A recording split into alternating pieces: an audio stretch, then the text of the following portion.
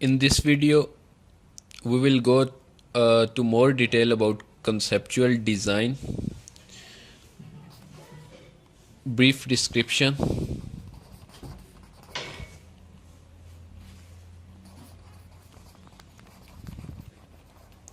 what is brief description? Brief description is something like that we identify the objects from our requirements,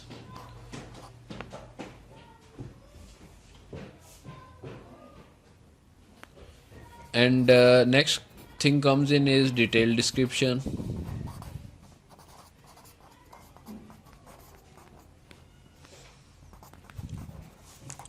We have identified objects. Next is detailed description. In detailed description, we identify information about these objects.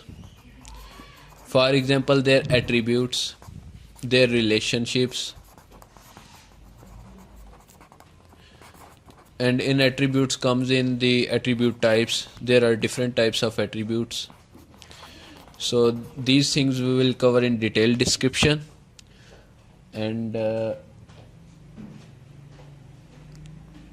this actually relationship is something separate than this detailed description, is a separate thing.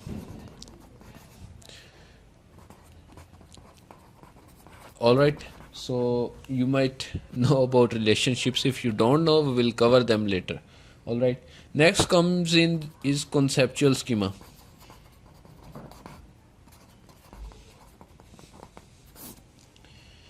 Output of conceptual design is called conceptual schema. It's basically a diagram, also called an ER diagram or double ER diagram. It varies according to your requirements. So we will discuss these things. So in conceptual design, there are some terminologies we need to know. The first terminology is called entity type. What this guy is? Entity type is actually an object. Alright. In database terminology, we can't say we have an object. We don't say object. We say we have an entity type. Alright. And anything that has some fields in it, for example,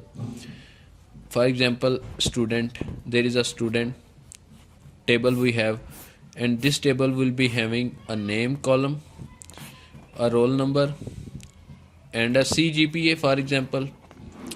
So for example, we have some data.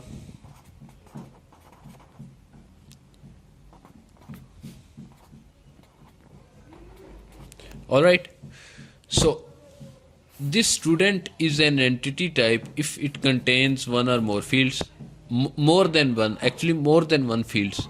Field, this one row is actually a field, or in database terminology also called an entity. One field is one entity. Alright, and number of fields makes a entity type, means number of entities makes a entity type. Entity. And next thing comes in is entity set. More than one field is called entity set. Don't confuse it with entity type. Entity type is kind of an object. For example, student is an object, and student contains multiple fields, so that's why I call it entity type. But one or more than one fields in an entity type is called entity set. Alright, I hope you will be cleared with conceptual design and conceptual schema. In the next videos, we will move forward and study things. Thanks for watching this video. See you in next.